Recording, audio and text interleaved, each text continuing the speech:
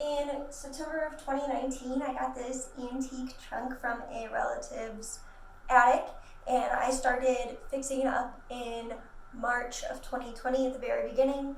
In this video, I'm going to jump into some of the later steps. The steps that I didn't cover were cleaning the canvas on the outside of the chest and sanding and refinishing the wood. We're going to jump right in at some later phases, and I'll explain what we did. It is now finished. It took a couple of months, and I'm excited to share the process. The first steps were washing the canvas and then sanding and refinishing the wood on the outside.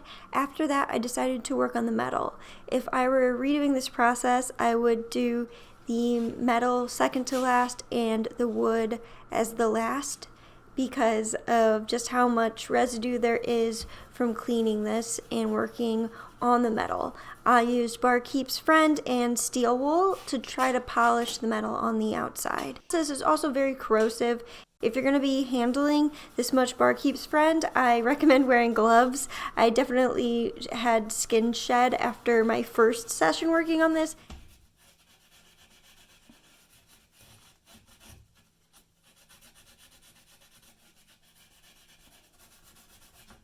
In this shot, you could see a pretty good comparison of what a polished piece looks like compared to the other side of it, which is not polished. The next thing we focused on was installing all of the new leather, which meant sanding down the places where previous screws were bolting the leather down.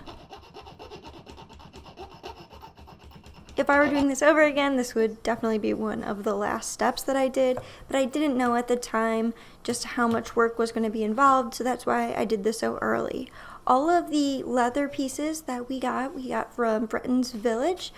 Bretton's Village is an invaluable online resource that has both an online store and a blog that covers the basics of refurbishing antique trunks. I highly recommend it as a resource. I ordered my supplies in the beginning of March, which was right before social distancing restrictions set in where I live. I had no idea how quickly the parts would get to me. They were delivered within a week. It was incredible customer service. I got exactly what I needed and just very high quality materials.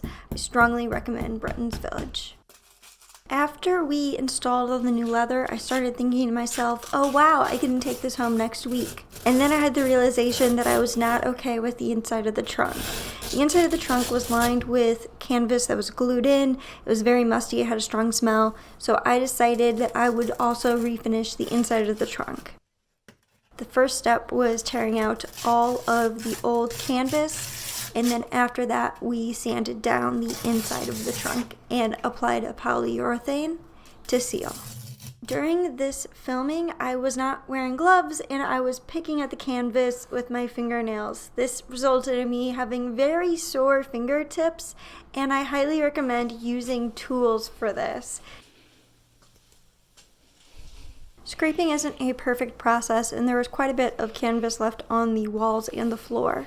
The floor isn't a problem because we planned to cover that with cedar for the smell, the scent, and on the sides, the plan was to sand it and then cover with polyurethane.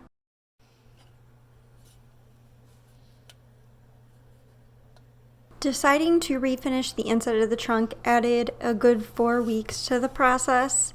The stripping of the canvas, the sanding of the wood, and then the multiple layers of polyurethane.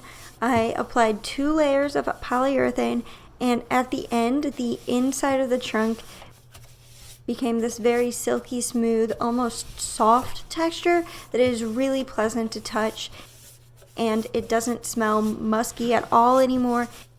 It was honestly probably one of the best decisions I made about the trunk, and I'm really happy that we redid the inside. Popular methods of redoing the inside of an antique trunk include using wallpaper and fabric to line the inside. Bretton's Village warns against both of these methods and recommends stripping the wood, sanding it, refinishing the wood. I followed their guidance here. Initially, I had wanted to either fabric or wallpaper the inside, but after reading their caution, I no longer had that desire. I think having a fabric-lined trunk is really funky and cool. However, it also looks great just with the polyurethane and being finished. It looks beautiful. I really like the look and the feel of wood, and this to me is a really great wood piece.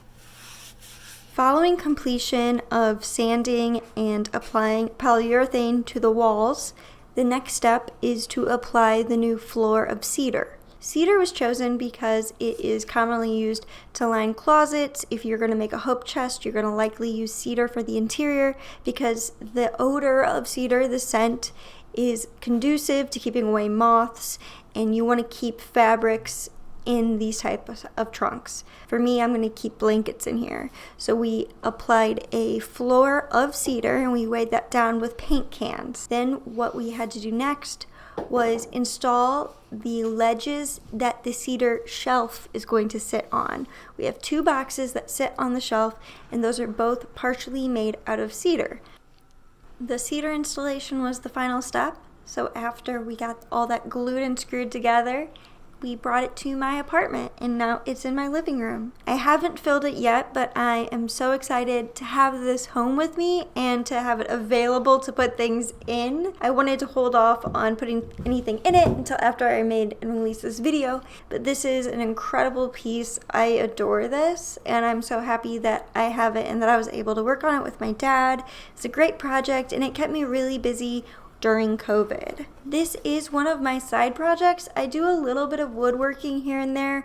I have a table in my apartment that I built with my dad and a workout bar, kind of like a ballerina bar that I do my bar exercises on, and I built both of those.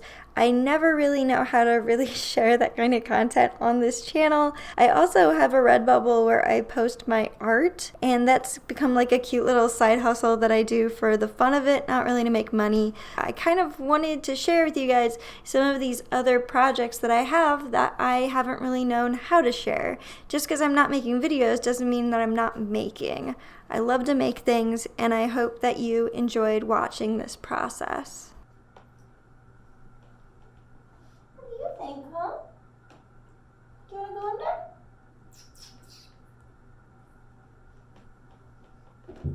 there? Is it sturdy enough? Nope.